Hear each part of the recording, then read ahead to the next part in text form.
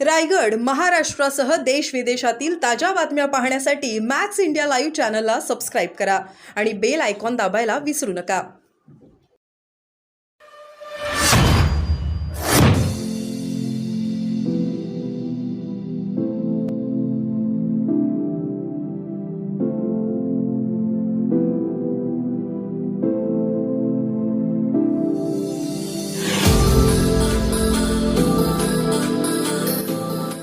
पहाटे कुणी अज्ञातांनी येऊन त्या ठिकाणी सलमान खानच्या घरावर गोळीबार केलेला आहे, वस्तुस्थिती आहे. आणि त्या बाबतीमध्ये माननीय मुख्यमंत्री महोदय आहेत, माननीय गृहमंत्री उपमुख्यमंत्री देवेंद्रजी आहेत, हे स्वतः लक्ष ठेवून आहेत.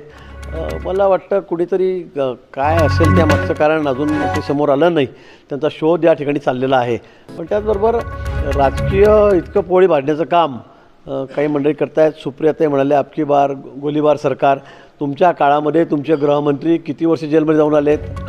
100 कोटीच्या मागणीच्या बाबतीमध्ये, वाजेंच्या बाबतीमध्ये, अँटेलियाच्या खाली काही विस्फोटक पदार्थ ठेवण्याच्या बाबतीमध्ये काय काय चाललं होतं आपल्याकडे तर सर्रास लिलावच चाललेला होता गृह खात्याचा, पोलीस स्टेशनचा. आपण हे विसरता कामा नये. आणि म्हणून मला असं वाटतं की आपल्या काळात म्हणजे राज्यामध्ये पहिल्यांदा अशी घटना झाली की सिटिंग गृहमंत्री म्हणजे गृहमंत्री पदावर आपण असताना त्या ठिकाणी इतकी मागणी 100 कोटी रुपये हप्त्याची मागणी एकट्या मुंबई शहरामधून आपण केली आणि ते पोलीस अधिकाऱ्यांनी सांगितलं, हे उघड झालं.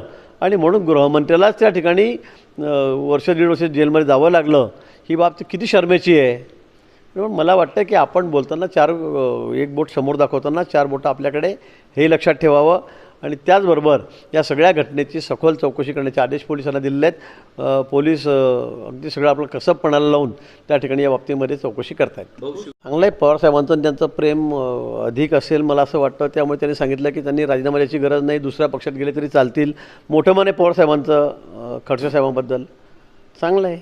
भाजपच्या त्रासाला कंटाळूनच ते कदाचित तिकडे गेले असतील असं सांगण्यात येतं की त्यांच्यावरती अनेक दबाव होते किंवा काय. ते खडसे साहेब सांगू शकतील मला असं वाटतं. तर मी काय बोलणार, ते कशाला कंटाळून गेले, का प्रेमा खातर येत आहे, का त्यांना घरची आठवण येते स्वगृही जाण्याची, हे आता मी सांगू शकणार नाही. त्या बाबतीमध्ये खडसे साहेब सांगतील की कशामुळे ते पक्षामध्ये येत आहेत, कशामुळे दिल्लीला जाऊन बसतात वारंवार. पण त्यांनी सध्या मोहन बाळगलं भाजप पक्ष प्रवेश होत नाही तोपर्यंत. नाही, त्या बाबतीत मला काय माहिती. आता कसं आहे, माझं त्यांचं काही बोलणं होत नाही, आपल्याला कल्पना आहे.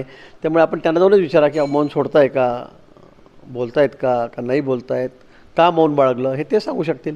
भाजपमध्ये ते प्रवेश करतायत, आपल्यापर्यंत काही माहिती नाही का त्यासंदर्भात? नाही, मला कुठलीही माहिती नाही. ते म्हणतात की माझं डायरेक्ट पंतप्रधान माननीय मोदीजी, माननीय अमित भाई यांच्याशी चर्चा असते.